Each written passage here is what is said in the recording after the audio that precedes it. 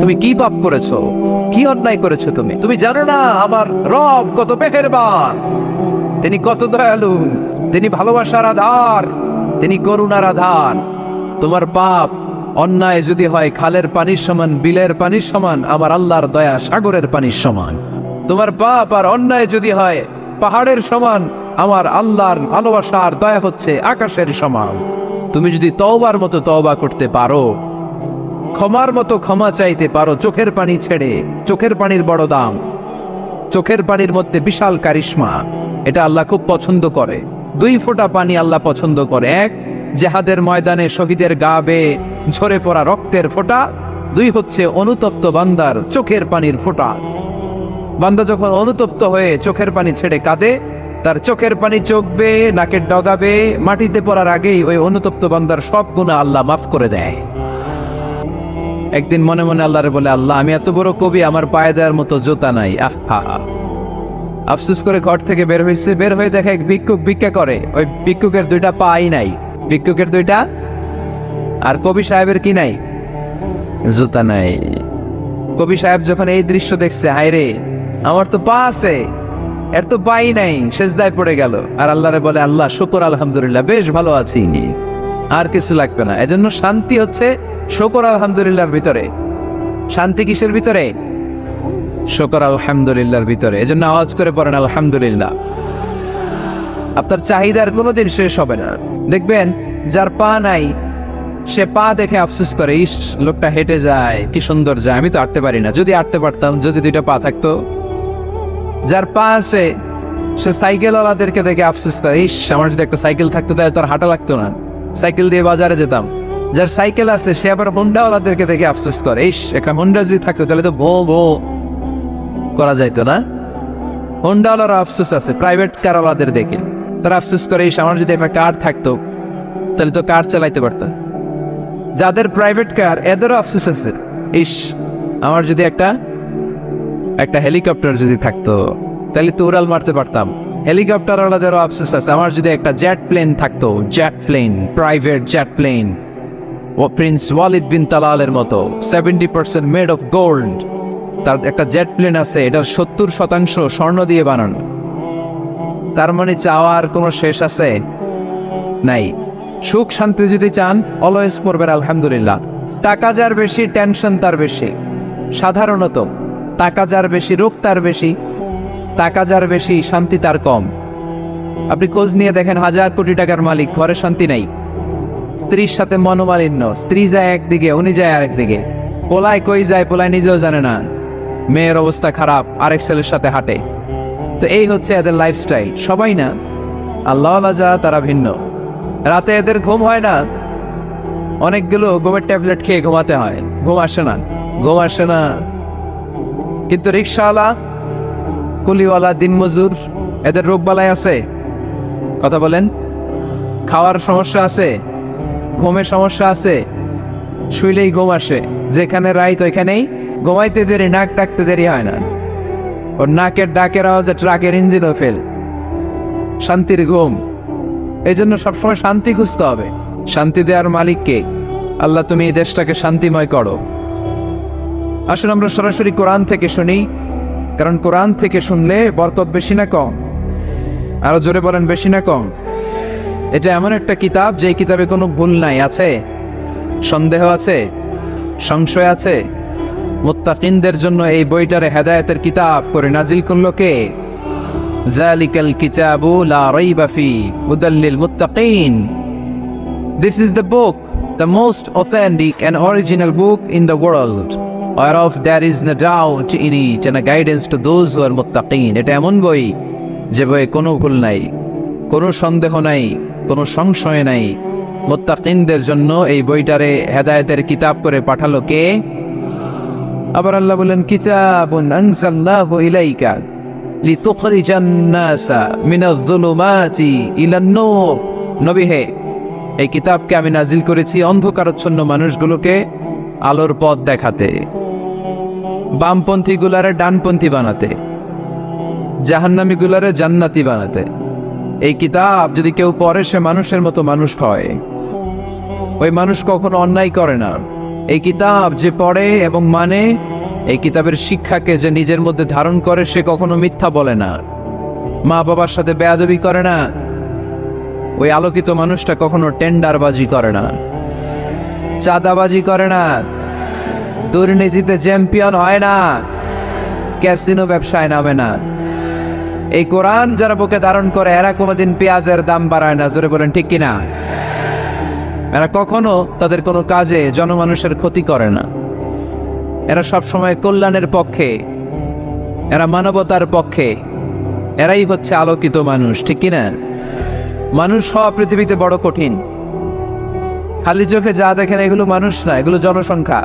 এজন্য বলা হয় বাড়ছে জনসংখ্যা, কমছে মানুষ। বাড়তেছে কি, কমতেছে কি? মানুষ। গরুর পেট থেকে বেরোলেই ওটা গরু হয়ে যায়, ছাগলের পেট থেকে বেরোলেই ওইটা ছাগল হয়ে যায়, মুরগির পেট থেকে বেরোলেই ওটা মুরগি। কিন্তু মানুষের পেট থেকে বেরোলেই ওটা মানুষ হয় না, ওটার মানুষ বানাইতে হয়। আবার গরুকে কেউ কোনোদিন বলে না এই তুই গরুর মতো গরু হ, আপনারাও বলেন না। ছাগলকে কেউ কোনোদিন বলছে এই তুই ছাগলের মতো ছাগল হ, কিন্তু মানুষকে বলা হয় তুমি মানুষের মতো মানুষ হও। কোরআন পড়লে মানুষের মতো মানুষ হওয়া যায়, ঠিক কিনা? এই দুনিয়া এখন তো সেই দুনিয়া নাই, মানুষ নামের মানুষ আছে দুনিয়া বোঝায়, সেই মানুষের ভিড়ে আমার আসল মানুষ নাই, ঠিক কিনা? আসল মানুষের বড় অভাব, মানুষের মতো মানুষ খুঁজে পাওয়া দুষ্কর। এই কোরআন এসেছে আমাদেরকে মানুষের মতো মানুষ বানাতে। এজন্য এই কোরআন থেকে শুনলে লাভ না লস, কোরআনের সাথে আমাদের সম্পর্ক বাড়াতে হবে। প্রতিদিন কোরআন তেলাওয়াত করতে হবে। আপনারা করেন? হ্যাঁ, আজকে করছেন কারা কারা দেখি? মাশাআল্লাহ, মাশাআল্লাহ, হাত নামান। প্রতিদিন যেন আমরা পড়ি, আর যারা এখনো শিখতে পারি নাই তারা যেন শিখে নেই। কোরআন পড়া যেমনি সওয়াবের, কোরআন শোনাও তেমনি সওয়াবের, ঠিক কিনা? কোরআন শুনলে রহমত নাজিল করে কে? وَإِذَا قُرِئَ الْقُرْآنُ فَاسْتَمِعُوا لَهُ وَأَنصِتُوا لَعَلَّكُمْ تُرْحَمُونَ। যখন কোরআনের তেলাওয়াত করা হয় মনোযোগ দিয়ে শোনো, তোমাদের উপর রহমত নাজিল করবে কে? এজন্য কোরআন পড়া, কোরআন শোনা সবটাই জরুরি। আমরা যেন কোরআনের সাথে আরো বেশি সম্পর্ক গাঢ় করতে পারি, কোরআনকে যেন আমরা আমাদের বন্ধু বানাতে পারি। আল্লাহ তুমি তৌফিক দাও। আর জোরে পড়েন আমিন। আজকে আমরা সূরাতু আর রহমান থেকে কথা শুনবো ইনশাআল্লাহ। পড়েন। এই সূরাটা মুখস্থ আছে কার কার? অনেকেরই তো মুখস্থ, হাত নামান। এই সূরাটা যদি মুখস্থ নাও থাকে, এই সূরার মধ্যে এমন একটা আয়াত আছে এইটা সবার মুখস্থ। ফাবিআইয়ি আলা রাব্বিকুমা তুকাদ্দিবান, আমার কোন নিয়ামতকে তোমরা অস্বীকার করবে। এই আয়াতটা সবার মুখস্থ আছে না নাই? মজার ব্যাপার হলো এই আয়াতটা আল্লাহ তাআলা এই সূরার ভেতরে একবার, দুইবার, 5 বার, 10 বার নয়, 31 বার উল্লেখ করেছেন। 10 বার বললেও তো হয়তো, 20 বার বললেও তো হতো, 31 বার বললেন কেন? তার মানে এটা জরুরি, এটার সিগনিফিক্যান্স, তাৎপর্য অনেক বেশি। যে জিনিস যত গুরুত্বপূর্ণ এটা বারবার বলতে হয়, ঠিক কিনা? এজন্য আল্লাহ তাআলা বারবার বলেছেন, বারবার আমাদেরকে সচেতন করেছেন। ফাবিআইয়ি আলাই রাব্বিকুমা তুকাদ্দিবান। আল্লাহ বলেছেন, এই মানব জাতি আর জিন জাতি, আমার কোন নিয়ামতকে তুই অস্বীকার করবি বল? কোন নিয়ামতকে অস্বীকার করবে? আল্লাহর কোন নিয়ামতকে অস্বীকার করার কোন সুযোগ আছে? ওয়া ইন তাউদ্দু নি'মাতাল্লাহি লা তুহসুহা ইন্নাল ইনসানা লাযালুমুন কাফার। যদি আমার নিয়ামতগুলো গুনতে শুরু করে দাও, গুনতে গুনতে তোমার জীবন শেষ হয়ে যাবে, হায়াত ফুরিয়ে যাবে। আমি আল্লাহর নিয়ামত গুনে কশিনকালেও তোমরা শেষ করতে পারবে। সাগরের জল যদি কালি হয়ে যায়, গাছের পাতা যদি খাতা হয়ে যায়, সাগরের জল নামক কালি দিয়ে গাছের পাতা নামক খাতার উপরে যদি আল্লাহর প্রশংসা লিখতে শুরু করে দেন, আল্লাহ বলে গাছের পাতাও ফুরিয়ে যাবে, সাগরের জলও ফুরিয়ে যাবে, কিন্তু আমার প্রশংসা করে তোমরা শেষ করতে পারবে না।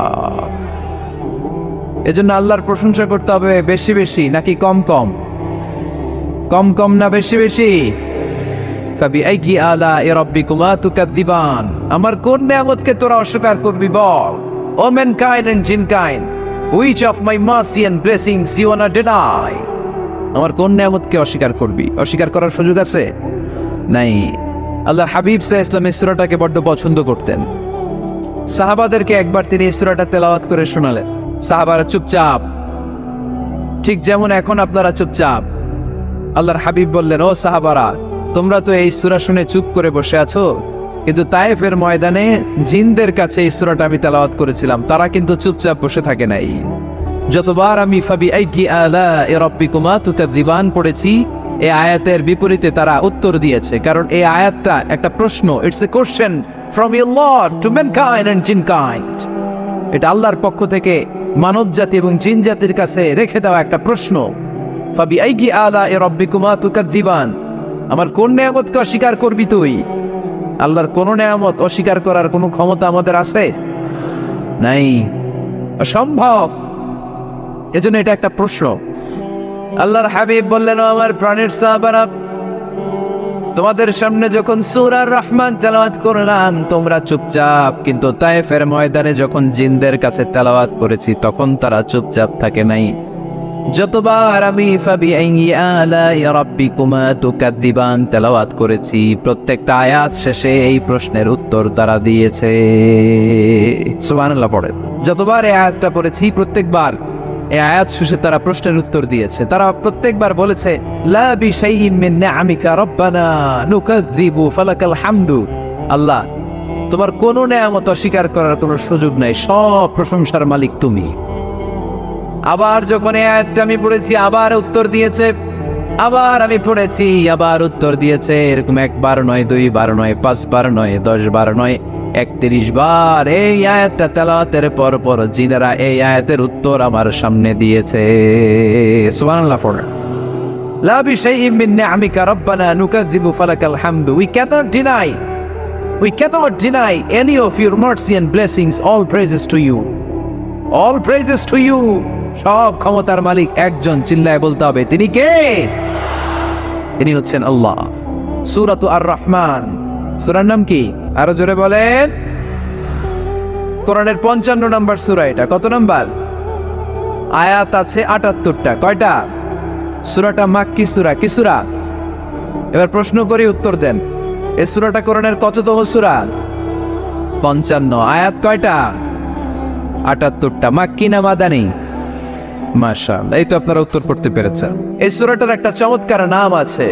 বাইহাকী শরীফে আল্লাহর হাবিব সাল্লাল্লাহু আলাইহি ওয়াসাল্লাম ইরশাদ করেন, ইন্না লিকুল্লি শাইইন আরুস ওয়া আরুসুল কুরআনি সূরাতু আর রহমান।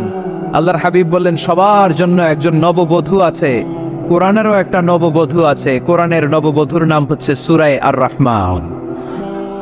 আওয়াজ করে সুবহানাল্লাহ বলতে পারলেন না? নববধূ বুঝেন তো? নতুন বউ। নববধূ মানে কি? আল্লাহর হাবিব বললেন, ইন্না লিকুল্লি শাইইন আরুস ওয়া আরুসুল কুরআনি সূরাতু আর রহমান।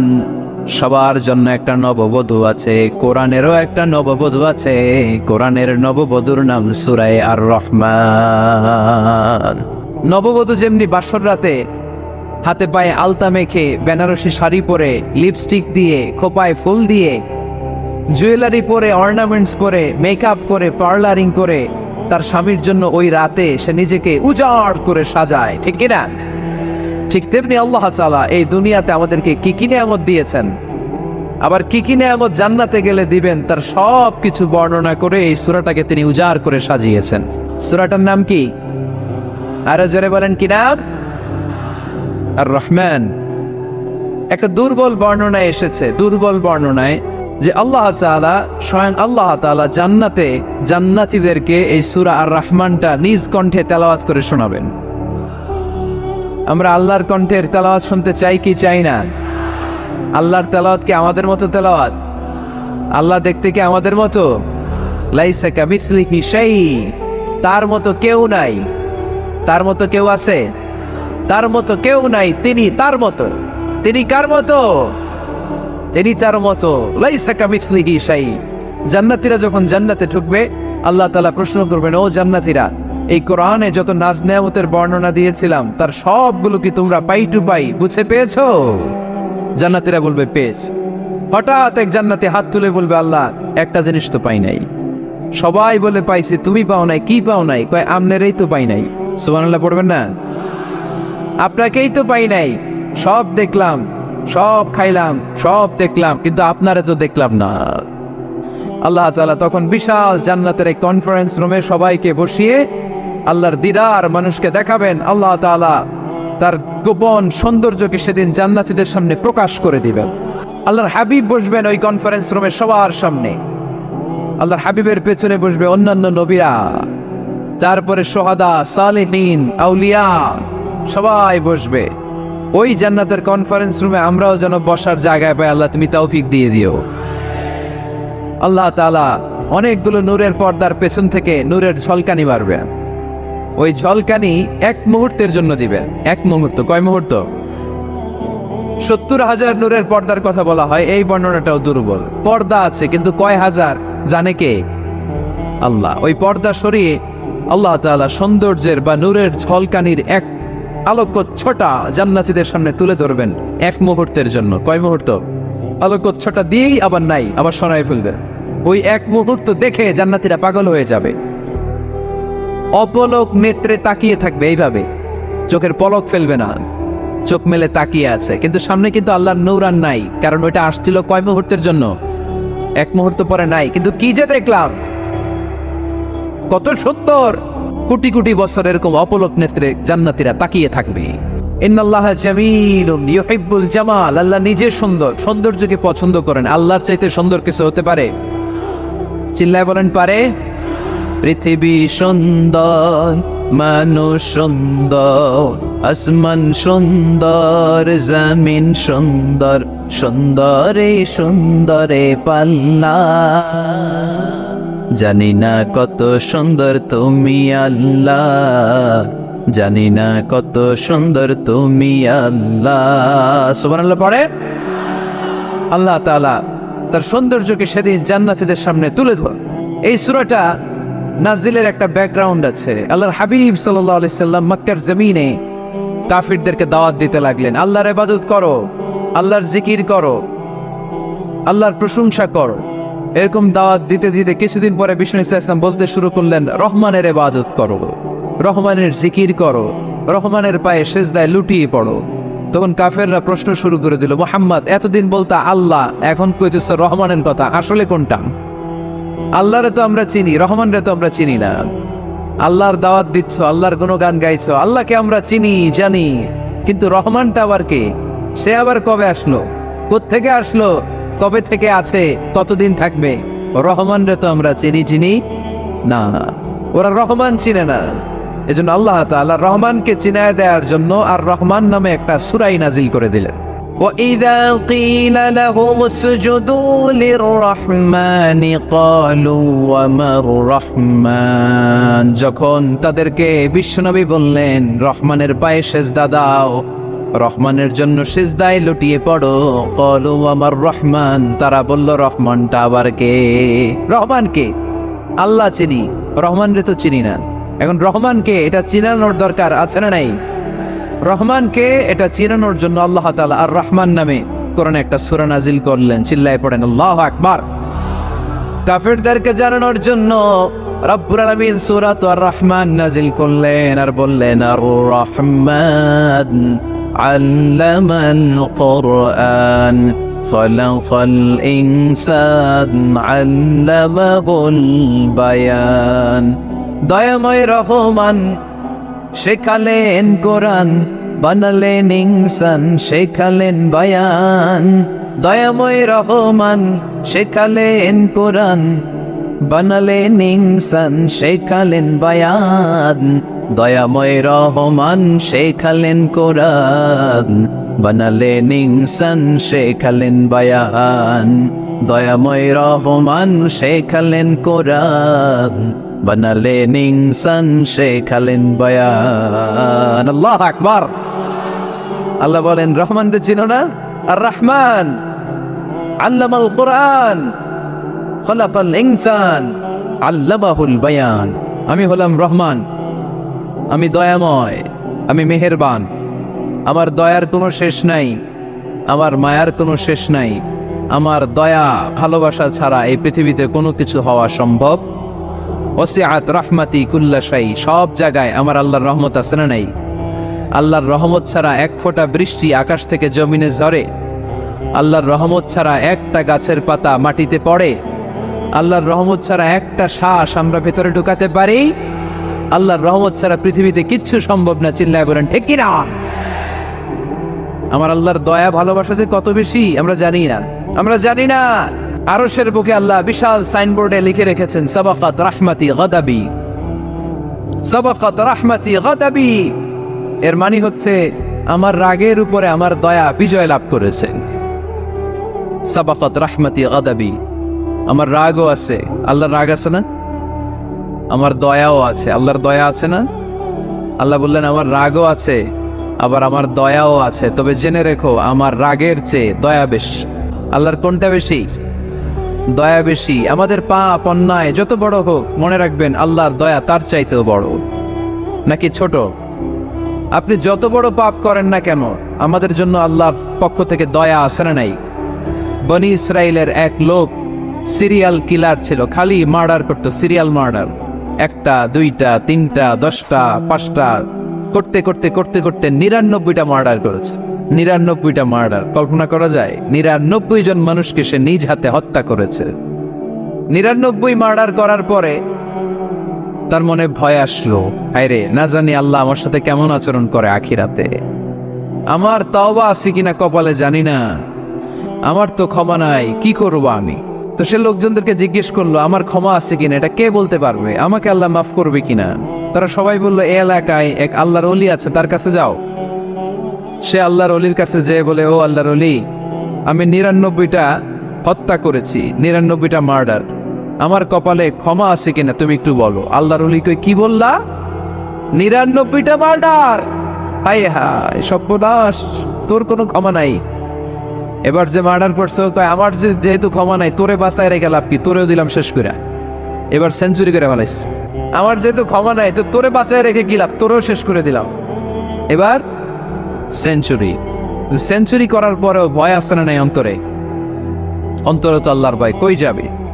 খুঁজতে লাগলো কে সমাধান দিতে পারবে। একজন বললো ওই এলাকায় একজন বড় আলেম আছে, ওই আলেমের কাছে যাও। সে আলেমের কাছে যেয়ে বলে, আলেম, আমি 99টা হত্যা করেছি, এখন আমার বড্ড ভয় হয়, আল্লাহ আমারে মাফ করবে কিনা, তুমি একটু আমারে বলো। আলেম বলে, তোমার গুনাহ যত বড়ই হোক, আমার আল্লাহর দয়া তার চাইতেও বড়।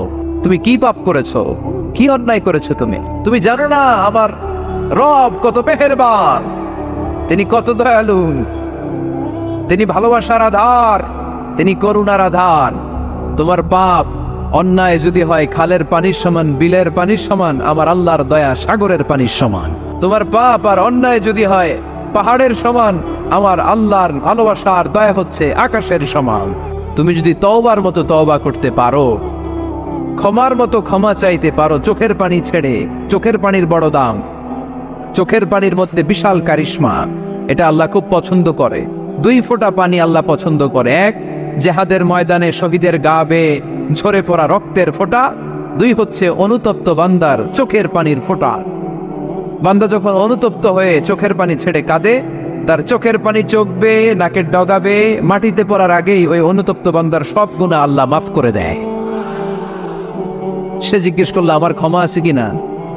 আলেম বলে আছে, ক্ষমা আছে।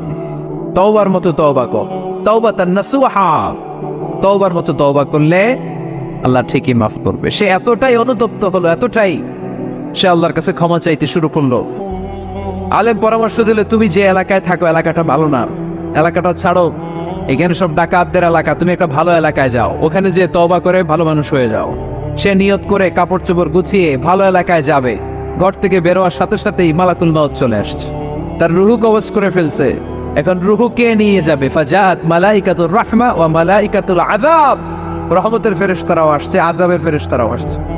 রহমতের ফেরেশতারা বলে না না, সে তওবার নিয়ত করেছে, যদিও তওবা করতে পারে নাই, যদিও ভালো এলাকায় যেতে পারে নাই, তওবার নিয়ত করেছে, অনুতপ্ত হয়েছে, ক্ষমা চাওয়ার চিন্তা করেছে, আমরা তার রূহ নিয়ে ইল্লিনে রেখে দেব।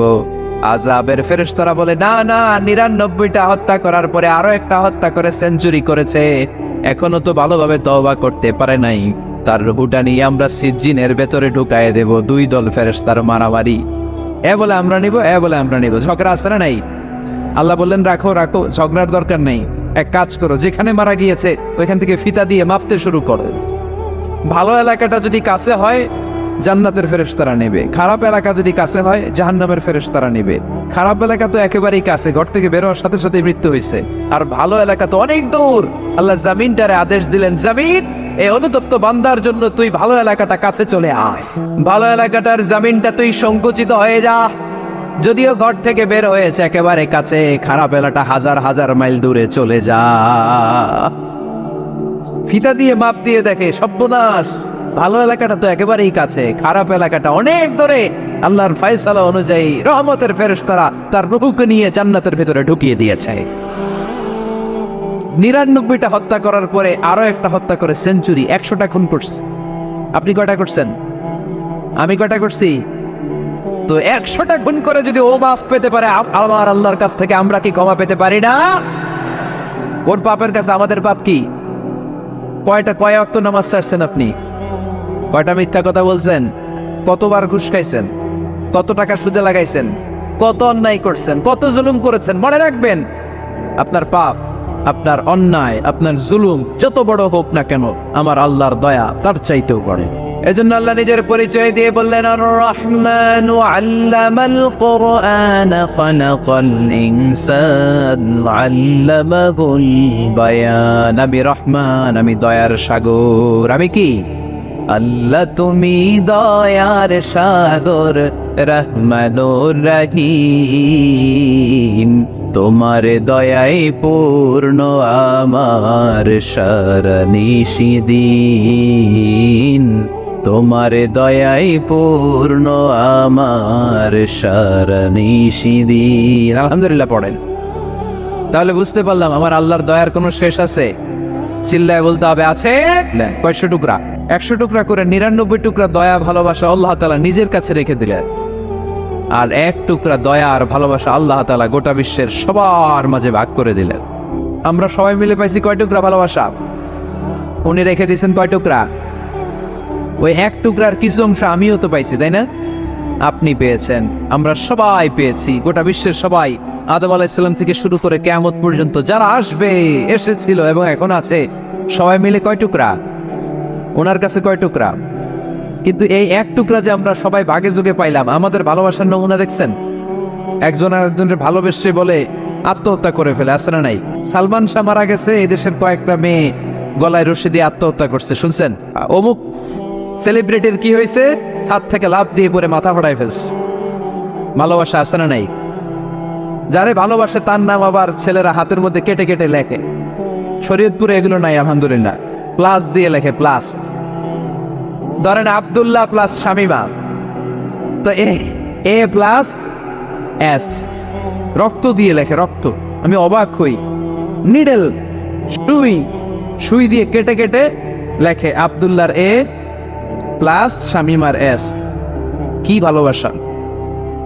1 ভাগ ভালোবাসার ছিটে ফোটা সবাই মিলে পাইছে। এইটা ঠেলা যদি এরকম হয়, তাহলে যিনি 99 ভাগ ভালোবাসা রেখে দিয়েছে তার ভালোবাসা বেশি না কম?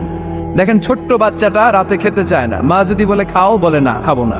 আব্বু অফিস থেকে আসুক, আব্বুর কোলে বসে বসে আব্বু আর আমি একসাথে খাবো। এই ছোট্ট বাচ্চাটা কিছু বোঝে না, কিন্তু তারপরও তার বাবার জন্য ভালোবাসা তার হৃদয়ে ঢুকাই দিছে কে? আপনাদের এলাকায় মুরগি পালেন না আপনারা?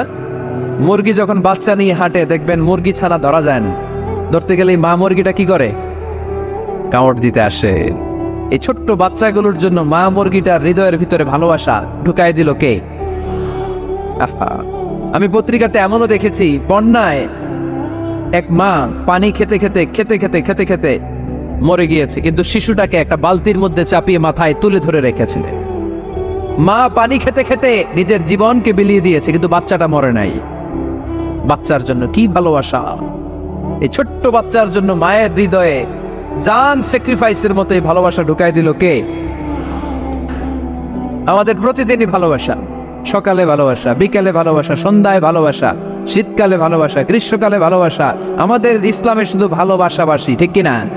রাসূল আমার ভালোবাসা, রসুল আমার আলো আশা, রসুল আমার প্রেম বিরহের মূল আলোচনা,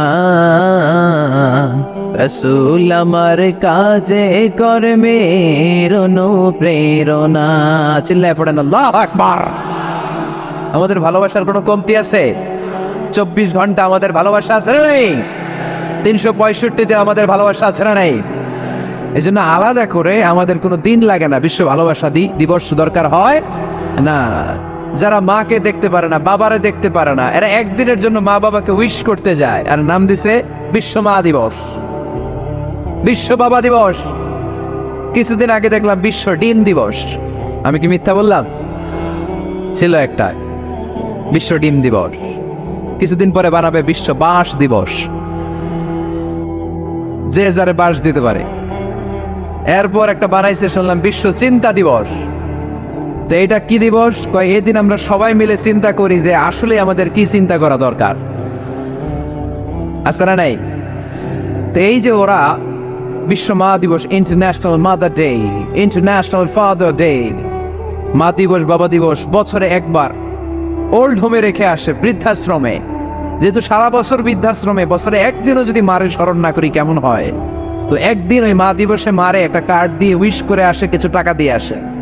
ওদের তো মা বাবার প্রতি দয়া নাই, শ্রদ্ধা নাই, ভালোবাসা নাই। এজন্য ঘটা করে ওদের দিবস পালন করা লাগে। আমাদের 24 ঘন্টা 365 দিনই ভালোবাসা, তাই এই দিবস ফিবসের আমাদের দরকার নাই। চিল্লায় বলেন ঠিক কিনা? জন্মের পর থেকেই তো আমাদের ভালোবাসা, মৃত্যু পর্যন্ত ভালোবাসা, আমৃত্যু ভালোবাসা। এই জন্য বিশ্ব ভালোবাসা দিবস, এটা ইসলাম কখনো সাপোর্ট করে না। ভালোবাসার কেন্দ্রবিন্দু একজন, চিল্লায় বলতে হবে তিনি কে? 100 টুকরা করে আমাদেরকে দিয়েছেন কয় টুকরা? উনি রেখেছেন কয় টুকরা? দেখেন, এক টুকরা ঠেলায় বিশ্ব ভালোবাসা দিবস আমরা পালন করি। ভালোবাসার গান, ভালোবাসার নাটক, ভালোবাসার ফিল্ম, ভালোবাসার কবিতা, অভাব নাই। কত ভালোবাসার স্টোরি আপনারা জানেন, এত ভালোবাসা। কিন্তু সবাই মিলে ভালোবাসার এক অংশ আমরা ভাগে যোগে পেয়েছি। এক অংশের নমুনা যদি এমন হয়, 99 টুকরা ভালোবাসা যিনি রেখে দিয়েছেন নিজের মধ্যে, তার ভালোবাসা বেশি না কম? চিল্লায় বলেন বেশি না কম? এজন্য আমরা আল্লাহর ভালোবাসার ভিখারি, আমরা আল্লাহ তাআলার রহমতের ভিখারি। আল্লাহর রহমত ছাড়া কেউ কোনোদিন জান্নাতে যেতে পারবে? কোনোদিন নিজের আমল নিয়ে বড়াই করবেন না। আপনার কি ভাবেন যে আপনার আমল দিয়ে আপনি জান্নাতে যাবেন? শরীয়তপুরের আজকের এই প্যান্ডেলে যারা বসে আছেন, কার এরকম ভরসা আছে যে হুজুর আমি এত আমল করেছি, আমার আমলের বদৌলতে আমি জান্নাতে ঢুকবো? কে কে আছেন দেখি? আল্লাহর ওলি আছে এরকম কোন? আল্লাহর ওলি নাই। আল্লাহর হাবিব বললেন আল্লাহর রহমত ছাড়া, ভালোবাসা ছাড়া কেউ কোনোদিন জান্নাতে ঢুকতে পারবে? আম্মা জান আয়েশা বললেন, ইয়া রাসূলুল্লাহ আপনিও না? আল্লাহর হাবিব বললেন, না আমিও না, তবে আল্লাহর রহমত আর দয়া সেদিন আমাকে ঘিরে রাখবে।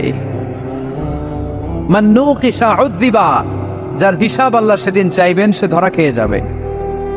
সব সময় আল্লাহর কাছে এই দোয়াটা যেন আমরা করি, আল্লাহ কিয়ামতের দিন তুমি আমার হিসাব নিও না, আল্লাহ তুমি আমার বিচার বসিও না, আল্লাহ তুমি দয়া করে আমারে মাফ করে দিও। আল্লাহ যার বিচার করবেন ও জাহান্নামে যাবে, আর যার বিচার করবেন না সে জান্নাতে যাবে। আল্লাহ যদি বিচার করে আর পাই টু পাই হিসাব নেয়, নামাজ পড়লি না কেন, রোজা রাখলি না কেন, মিথ্যা বললি কেন, খাদ্যে ভেজাল দিলি কেন, মাছে ফরমালিন দিলি কেন, যৌতুক খাইলি কেন, ঘুষ খাইলি কেন, উল্টাপাল্টা করলি কেন, জিনা করলি কেন, একটার পর একটা প্রশ্ন বানে যদি সেই ভয়ঙ্কর দিনে আল্লাহ আমাদেরকে জর্জরিত করে, আমাদের কোনো উত্তর আছে? সেদিন আমাদের বাঁচার কোনো উপায় আছে? তাই আমরা সবাই আল্লাহর কাছে দোয়া করবো, আল্লাহ কোনো বিচার টিচার মানি নাও, কোনো বিচার করতে পারবো না, দয়া করবা। এবার আওয়াজ করে বলেন, বিচার চান না দয়া চান? রোজ হাসরে আল্লাহ আমার করোনা বিচার, আল্লাহ করোনা বিচার, পড়েন আমিন। রোজ হাসরে আল্লাহ আমার করোনা বিচার, আল্লাহ করোনা বিচার, বিচার চাই না তব দয়া চাহে এ গুনাহগার, আল্লাহ করোনা বিচার, পড়েন আমিন। তিনি যদি দয়া করেন তবেই আমরা জান্নাতে যেতে পারবো, ঠিক কিনা?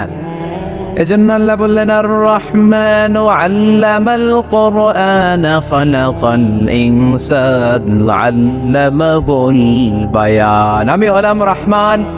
কাফেররা বলে রহমানকে জানি না, রহমানকে চিনি না। আল্লাহ বলে রহমান রে চিনে না, আমার নাম রহমান, আমি দয়ালু, আমি মেহেরবান। ঠিক কিনা? এজন্য প্রতিদিন সূরা ফাতিহায় দ্বিতীয় আয়াতটা আমরা কি পড়ি? আর রহমান আর রাহিম। ঠিক কিনা? তিনি দয়ার সাগর, তিনি মায়ার সাগর। আমরা বললাম আল্লাহ ঠিক আছে, আমরা বুঝেছি আপনি দয়ার সাগর, আর আপনি কি করেন? দ্বিতীয় আয়াতে আল্লাহ বললেন আল্লামাল কোরআন, আমি কোরআন শিক্ষা দেই। শুধু দয়ার সাগর হয়ে আমি আল্লাহ বসে থাকি নাই, তোমাদের হেদায়েতের জন্য আমি কোরআন নাজিল করে দিয়েছি। আল্লামাল কোরআন, আমি কোরআন শিক্ষা দেই। আমাদেরকে কোরআন শিখিয়েছে কে? বিশ্বনবীকে কোরআন শিখিয়েছে কে? আল্লাহ। এজন্য দুনিয়াতেও যারা কোরআন শিখায় তাদের মর্যাদা বাড়ায় দেয় কে? বাংলার জমিনে যারা কোরআন শরীফ শিখায় এদের মর্যাদা সবচেয়ে কম, এদের বেতন সবচেয়ে কম, এরা সমাজে সবচেয়ে বেশি অবহেলিত। ঠিক কি না? তা আল্লাহর কাছে এরা সবচেয়ে বেশি সম্মানিত। আল্লাহর হাবিব বললেন খায়রুকুম মান তাআল্লামাল কুরআন ওয়া আল্লামাহু, তোমাদের মধ্যে আল্লাহ তাআলার কাছে সবচেয়ে প্রিয় শ্রেষ্ঠ ওই মানুষটা যে নিজে কোরআন পড়ে আবার অন্যরে পড়ায় দেয়। সুবহানাল্লাহ পড়েন। আপনি যদি কাউরে শুধু সূরা ফাতিহাটা শিখান, কোন সূরা? সূরা ফাতিহাটা যদি শিখায় দেন, সে যতদিন সূরা ফাতিহা তেলাওয়াত করবে ওই তার তেলাওয়াতের একটা পার্সেন্টেজ সওয়াব আপনার আমলনামায় আছে না নাই? সে যদি আবার আরেকজনের শিখায়, ওই লোক যদি আবার আরেকজনের শিখায় দেয়, এরকম যতজনকে তারা শিখাবে প্রত্যেকের তেলাওয়াতের একটা পার্সেন্টেজ সওয়াব আপনার আমলনামায় ঢুকায় দিবে কে? এজন্য কোরআন নিজেও শিখবো, অন্যকেও শেখাবো। রাজি আছেন তো? আপনাদের এখানে মসজিদে কোরআন শিক্ষার আসর আছে নাকি? এই যে বাড়ির পাশে যে একটা মসজিদ দেখলাম, কোরআন শিখায়। কিবার শিখায়? প্রতিদিন। কে শিখায়? ইমাম সাহেব। বেতন টেতন দেন তো? কত দেন? 1 লক্ষ? মাসে 5,000? বলে কি? এক একটা ইমামের কমসে কম 1 লক্ষ টাকা বেতন হওয়া দরকার। ঠিক কিনা? না খেয়ে না পড়ে অল্পতে তুষ্ট থেকে যারা শুকরিয়া করে এরা আমাদের আইম্মাতুল মাসাজিদ, মসজিদের ইমামরা, মসজিদের মুয়াজ্জিনরা। এক একটা মসজিদের মুয়াজ্জিনের গলা হবে এরকম বিশাল উঁচু। কিয়ামতের ময়দানে সবাই আমরা এর দিকে তাকায় থাকবো, কিরে ভাই তোর গলা উঁচু কেন? সে বলবে আমার এই গলা দিয়ে প্রতিদিন 5 বার আমি আজান দিয়েছি। কিয়ামতের ময়দানে ঠিকই সম্মানিত, দুনিয়ায় আমরা চিনলাম না ওনাদেরকে। এজন্য কোরআন শিক্ষার আসর জন্য আমরা গড়ে তুলি। তালিমুল কোরআন প্রজেক্ট লাগবে, শিশুদের কোরআন শিক্ষার আসর, নারীদের কোরআন শিক্ষার আসর, বয়স্কদের কোরআন শিক্ষার আসর। আমরা কোরআন শিখে মরতে চাই, কোরআন জেনে মরতে চাই। No excuse will be granted that day. সেদিন আল্লাহ কোনো এক্সকিউজ গ্রহণ করবে না। সব পারো, হিন্দি তো ঠিকই কইতে পারো। হিন্দিতে কথা কইতে পারে না ছেলেপেলেরা? হিন্দি সিনেমা এমন দেখা দেখে হিন্দিতে কথা কইতে পারে। তো হিন্দি ভাষা বুঝতে পারলে, শিখতে পারলে আরবি পারলা না কেন? কোনো এক্সকিউজ, ওজোর, আপত্তি সেদিন আল্লাহ গ্রহণ করবে না। শরীয়তপুরের ভাইরা, আসুন আমরা কোরআন শিখি, আসুন আমরা কোরআন পড়ি। প্রতিদিন একটা আয়াত হলেও কমপক্ষে আমরা যেন কোরআনের অর্থ পড়ি, বঙ্গানুবাদ পড়ি। রাজি আছেন তো? আপনাদের স্মার্টফোন আছে কার কার হাতে দেখি তো? এই যে স্মার্টফোন আসছে স্মার্ট বানাইতে, যেই ফোনের মধ্যে কোরআন নাই সে আনস্মার্ট। ঠিক কিনা? যার মোবাইলের ভেতরে কোরআনের অ্যাপস আছে, ডাউনলোড করে অ্যাপস রেখেছে, সেই হচ্ছে আসল smart. He is the real hero, he is the real smart. এজন্য মোবাইলের অ্যাপসের ভেতরে কোরআন ঢুকাইতে হবে।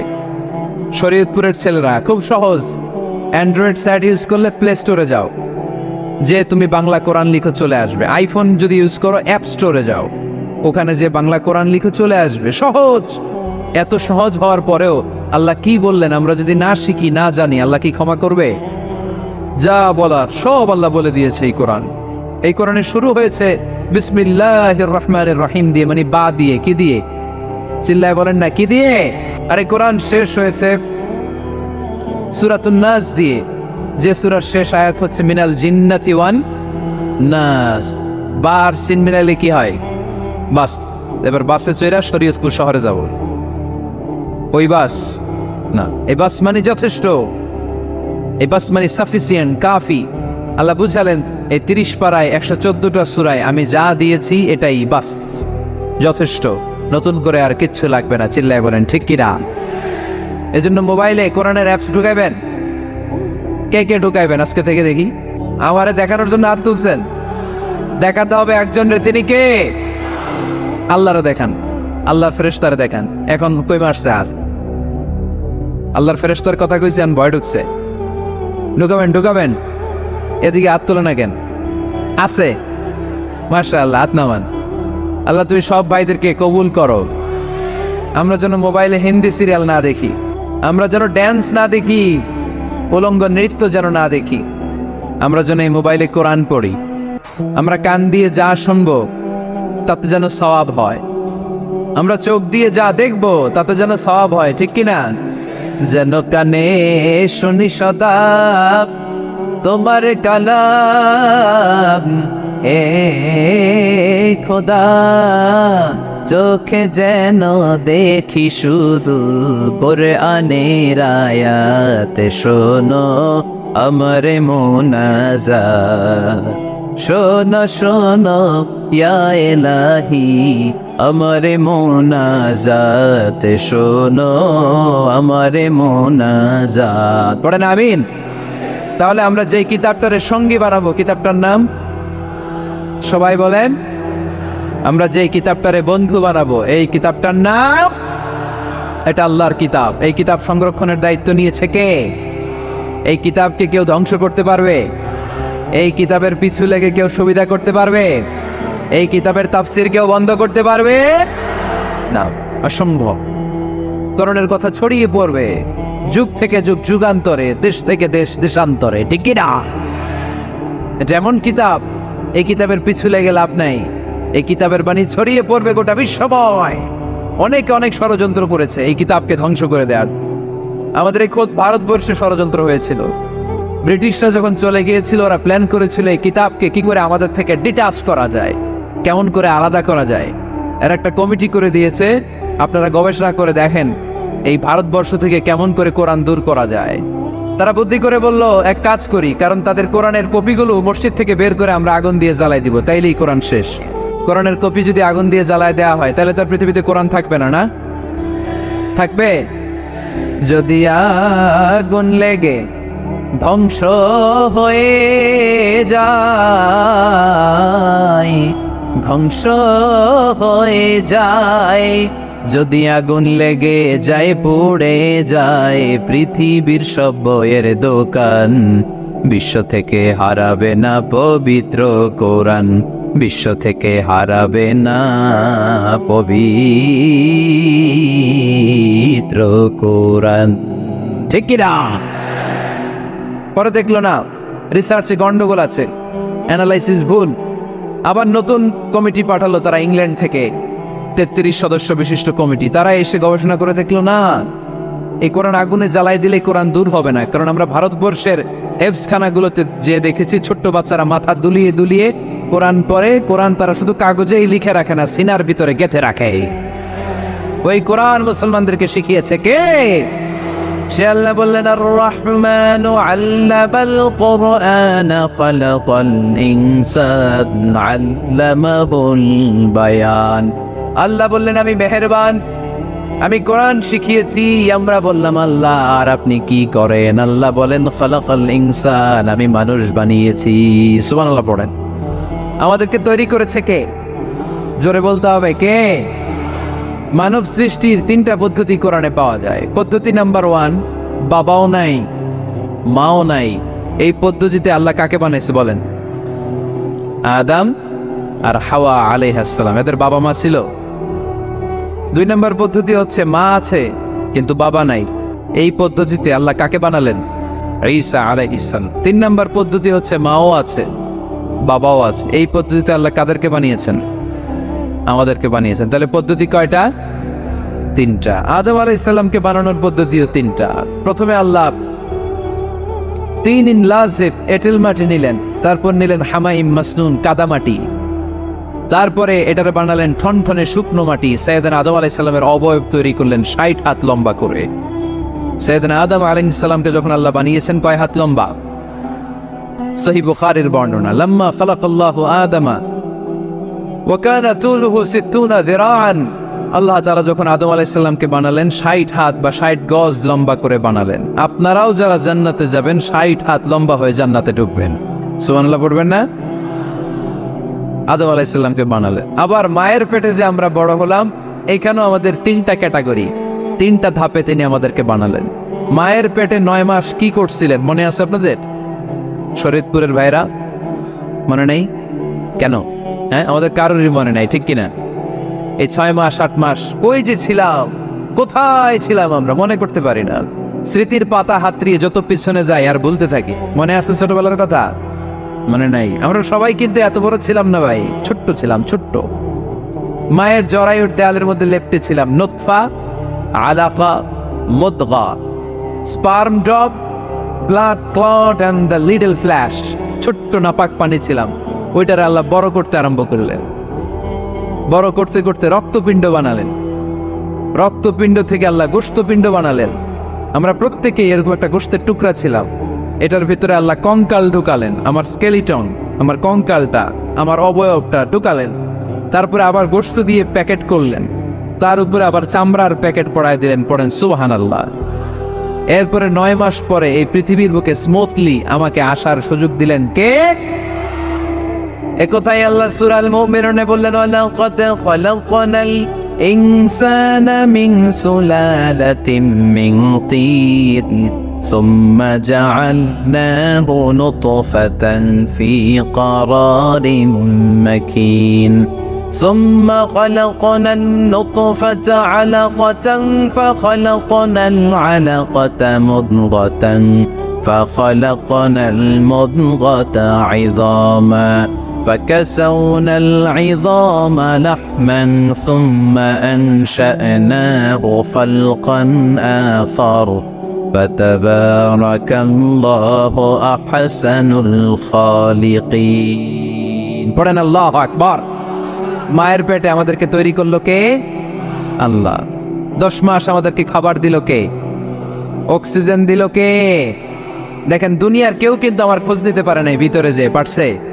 ওই গোপন জায়গায় একজন আমার রিজিক দিত। তিনি কে? আমার নাভির সাথে আমার মায়ের জরায়ুর একটা কানেকশন ছিল।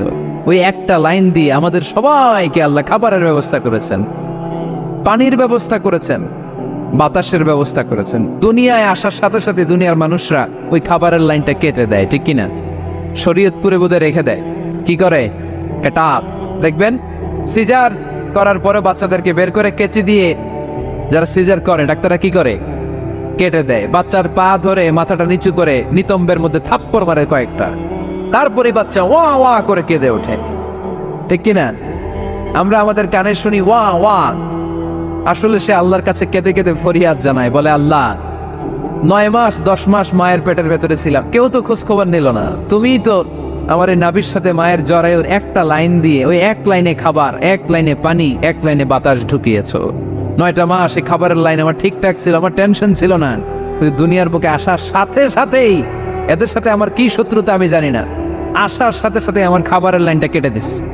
আল্লাহ একটা মাত্র খাবারের লাইন ছিল, মানুষগুলো কেটে দিল। আমি এখন কি খাবো? আমি এখন যাব কই? আল্লাহ বলে কাঁদিস না, 8 মাস যেমনি খাওয়াইছি এখনো খাওয়ানো। সুবহানাল্লাহ পড়েন। খাবারের একটা লাইন ছিল, কেটে দিয়েছে।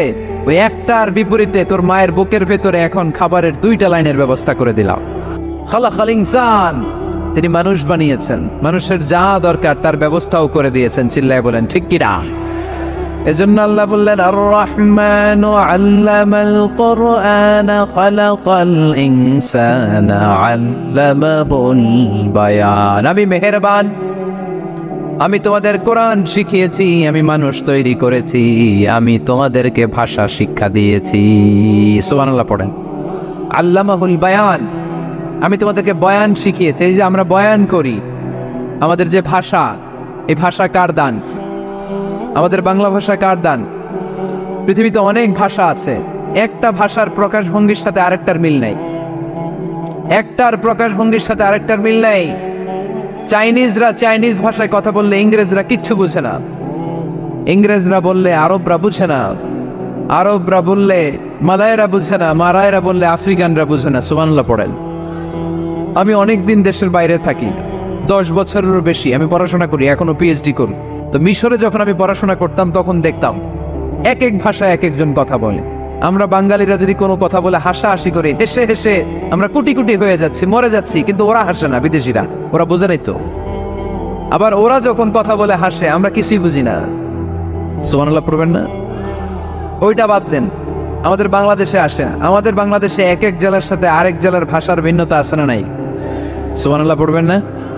ঢাকার ভাষার সাথে ফরিদপুরের ভাষার অমিল, সিলেটের অনেক অমিল, চট্টগ্রামের অমিল আছে না নাই? সবচেয়ে বেশি অমিল সিলেটে আর চট্টগ্রামে, ঠিক কিনা? ওনাদের ভাষাগুলো এমন, শুনলে বোঝার উপায় নেই যেটা বাংলা ভাষা না অন্য ভাষা, কিন্তু প্রত্যেক আঞ্চলিকতায় একটা মাধুর্যতা আছে না নেই? আল্লাহ পাক এই কোরআনের মধ্যে আঞ্চলিকতার দাম দিলেন। হিশাম বিন হাকিম বিন হিজাম কোরআন থেকে তেলাওয়াত করতে শুরু করলেন। এই তেলাওয়াত শুনে সাইয়েদনা ওমরে ফারুক ওনার ঘাড় ধরে টেনে বিশ্বনবীর কাছে নিয়ে আসলেন। ওমরে ফারুক বললেন, ইয়া রাসূলুল্লাহ, দেখেন হিশাম বিন হাজিম কেমন করে কোরআন পড়ে, দেখেন ভিন্নভাবে কোরআন পড়ে। আপনি শিখাইছেন একভাবে, ও পড়ে আরেকভাবে, ওর বিচার করেন। আসলে আরেকভাবে পড়ে নাই, অন্য আঞ্চলিকতায় পড়েছে। যেমন আমরা পড়ি ওয়াদ-দুহা ওয়াল লাইলি ইযা মা ওয়াদ্দাআকা রাব্বুকা ওয়া মা ক্বালা ওয়ালাল আখিরাতু খায়রুল লাকা মিনাল উলা। কিন্তু কোরআনের আরেকটা লাহজা বা আরেকটা পড়ার পদ্ধতি আছে, যেখানে ওনারা পড়ে ওয়াদ-দুহা ওয়াল লাইলি ইযা সাজা মা ওয়াদ্দাআকা রাব্বুকা ওয়া মা ক্বালা। সুবহানাল্লাহ পড়বেন না? হাশিম বিন হিকাম এরকম বাঁকা করে পড়ছিলেন। ওমরে ফারুক এই বাঁকাটা শিখেন না, উনি শিখছিলেন সোজা। ওমরে ফারুক আবার সোজা সাপটা পছন্দ করতেন। সুবহানাল্লাহ পড়েন। বিশ্বনবী বললেন, হিশাম বিন হিজামকে তুমি ছাড়ো। বললেন, হিশাম তুমি কিভাবে পড়েছো? হিশাম বলে, আমি এইভাবে পড়েছি। বিশ্বনবী বললেন, হাকাদা উনজিলাত, এভাবেও নাজিল হয়েছে, সমস্যা নাই। ওমর তুমি কিভাবে পড়েছো? ওমর বললেন, আমি তো এইভাবে শিখেছি। বিশ্বনবী বললেন, এভাবেও নাজিল হয়েছে, সমস্যা নাই। উনজিলাল কুরআনু আলা সাবআতি আহরুফ ফাকরাউ মা তায়াসসারা মিনহু। আরবি ভাষা একটা, কিন্তু এর মধ্যে আঞ্চলিকতা আছে 7টা। এই 7টা আঞ্চলিকতা দিয়ে কোরআন নাজিল করেছে কে? এজন্য আঞ্চলিকতার মর্যাদা আল্লাহ কোরআনেও দিলেন। এজন্য বললেন, আর রহমানু আল্লামাল কুরআনা খালাকাল ইনসান আল্লামাহুল বায়ান। আমি মেহেরবান, আমি কোরআন শিখালাম, আমি মানুষ বানালাম, আমি তোমাদেরকে ভাষা শিখালাম। সুবহানাল্লাহ পড়েন। এরপর আল্লাহ বললেন, আশ-শামসু ওয়াল কামারু বিহুসবান ওয়ান নাজমু ওয়াশ-শাজারু ইয়াসজুদান। সুবহানাল্লাহ। আশ-শামসু ওয়াল কামারু বিহুসবান, চাঁদ আর সূর্য আমি তৈরি করেছি তোমাদের হিসাবের জন্য। হিসাব আছে না নাই? কতদিন এক বছর আপনাদের শরীয়তপুরে? 365 দিন। এটা তো সোলার ইয়ারের হিসাব বললেন, মানে সৌর বৎসর। আর চান্দ্র বৎসরে 354 বা 55 দিন। তাহলে এই সূর্য আর চাঁদ, চাঁদ আর সূর্যকে আল্লাহ এই মহাবিশ্বে দিয়েছেন হিসাবের জন্য, ঠিক কিনা? আল্লাহর হাবিব বললেন, সুমু লিরুইয়াতিহি ওয়া আফতিরু লিরুইয়াতিহি। চাঁদ দেখে রোজা রাখো, আবার চাঁদ দেখে রোজা ভাঙো। আমরা রমজান শুরু করি কি দেখে? জোরে বলেন। ঈদ শুরু করি কি দেখে? চাঁদের পালকি চড়ে আসলো সবার ঘরে, চাঁদের পালকি চড়ে আসলো সবার ঘরে, আসলো খুশির ঈদ, বলো ঈদ মুবারক, ঈদ মুবারক, ঈদ মুবারক ঈদ। সবাই পড়েন, বলো ঈদ মুবারক, ঈদ মুবারক, ঈদ মুবারক ঈদ। সুবহানাল্লাহ পড়েন। আশ-শামসু ওয়াল কামারু বিহুসবান। সূর্য চন্দ্রের গায়ে লাগে না, চন্দ্র সূর্যের গায়ে লাগে না। কোনোদিন কি দেখেছেন সূর্য আর চন্দ্র ধাক্কা লাগছে? দিনের ভেতরে রাত ঢুকে গেছে, রাতের ভিতরে দিন ঢুকে গেছে, এরকম কি কখনো হয়েছে? সব কিছু একজনের আইন মানে, চিল্লায় বলতে হবে, তিনি কে? এরপরে আল্লাহ বললেন, ওয়ান নাজমু ওয়াশ-শাজারু ইয়াসজুদান। আকাশের তারকারাজি আর বৃক্ষমালা একজনকে সিজদা করে, তিনি কে? আকাশের তারাগুলো আল্লাহর সিজদা করে, কিন্তু আমরা আল্লাহর সিজদা করতে চাই না। গাছগুলো আল্লাহর জিকির করে, কিন্তু আমরা জিকির করতে চাই না, ঠিক কি না? অস্ট্রেলিয়ার সিডনি শহরে একটা জঙ্গল আছে। ওই জঙ্গলে একটা গাছ আছে, গাছ। ওই গাছটা টু দ্য ডাইরেকশন অফ কেবলা, কেবলামুখী হয়ে মানুষের মতো রুকু করে আছে। একটা গাছ, সুবহানাল্লাহ কইতে বললেন না?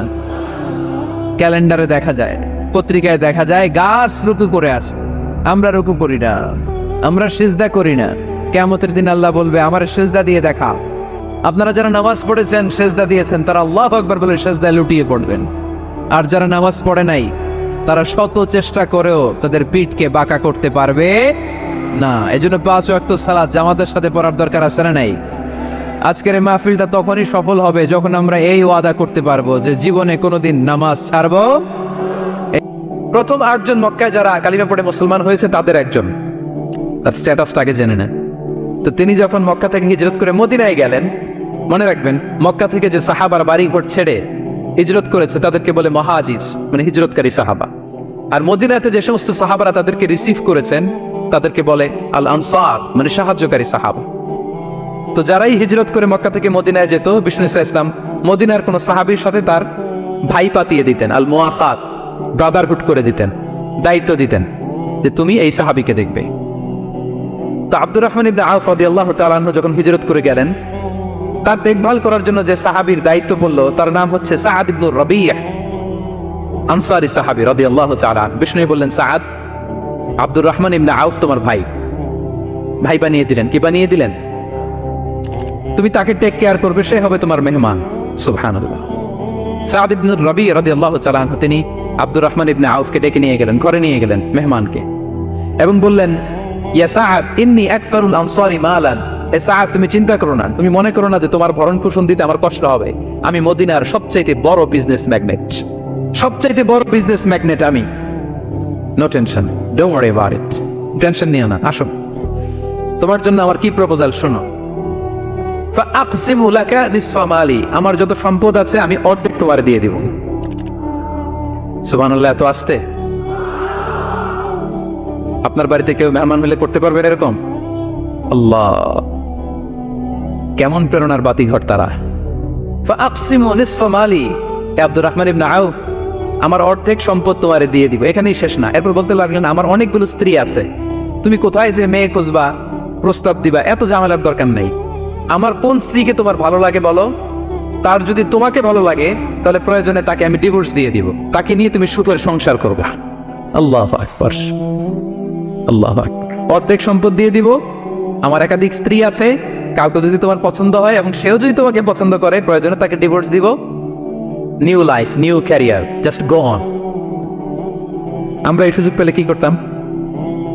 সাথে সাথে অর্ধেক সম্পদ নিয়ে নিতাম, ঠিক কিনা? আব্দুর রহমান ইবনে আউফ প্রেরণার বাতিঘর। উনি কি করলেন? উনি বললেন লা হাজাতা লি ফি যালিক, আমার ভাই তুমি যে বলছো এ সাআদ ইবনে রাবি, তুমি যে এত চমৎকার প্রপোজাল দিয়েছো এতেই আমি খুশি, তোমার কোনো কিছুর আমার দরকার নাই। বারাকাল্লাহু লাকা ফি আহলিকা ওয়া মালিক, আল্লাহ তোমার সম্পদে বরকত দেখ, আল্লাহ তোমার পরিবারেও বরকত দেখ। ক্ষুধা কষ্টে চিৎকার করে কাঁদে, দুগ্ধপোষ্য কোনো মা এই দৃশ্য দেখে কি সহ্য করতে পারে? উনি পানির সন্ধানে, খাবারের সন্ধানে সাফা পাহাড়ে উঠলেন, পাশি পাহাড় জাবালে আবু কুবাইস, এর উপরে উঠে সন্ধান করলেন কাউকে দেখা যায় পানির সন্ধান আছে কিনা, মানুষের সন্ধান আছে কিনা, গাছের সন্ধান আছে কিনা। আপনারা জানেন সৌদি আরবে 45 ডিগ্রি 50 ডিগ্রি সেলসিয়াস এই সূর্যের প্রখর সূর্য কিরণ যখন বালুর মধ্যে পড়ে তখন দূর থেকে এক ধরনের ওয়েভ, ঢেউ তৈরি হয়, মনে হয় যে সাগর। আসলে কি সাগর? সাফা পাহাড়ে উঠে দেখে ওই যে দূরে বোধহয় সাগরের মতো কি যেন দেখা যায়, পানি থাকতে পারে। উনি পানির সন্ধানে একটা দৌড় দিলেন, দৌড়াতে দৌড়াতে ওখানে আরেক পাহাড়, ওটা নাম মারোয়া। ওই মারোয়া পাহাড় থেকে ওখানে যে দেখলেন না কোনো পানি নেই, কিছু নেই, আবার পেছনে তাকাইয়া দেখলেন পিছনে এরকম ঢেউয়ের মতো দেখা যায়, পানির মতো দেখা যায়। আসলে পানি না, মরিচিকা। আসলে কি পানি মনে করে উনি আবার একটা দৌড় দিলেন, এভাবে 7 বার দৌড় দিলেন। আল্লাহু আকবার। এই দৌড়ে দৌড়ির দৃশ্যটা আরশের উপর থেকে আল্লাহর দেখতে এত ভালো লেগেছে, কিয়ামত পর্যন্ত এই দুই পাহাড়ের মাঝখানে সাফা আর মাঝখানে দৌড়ে দৌড়ি করা প্রত্যেক হাজির জন্য আল্লাহ ওয়াজিব করে দিয়েছে।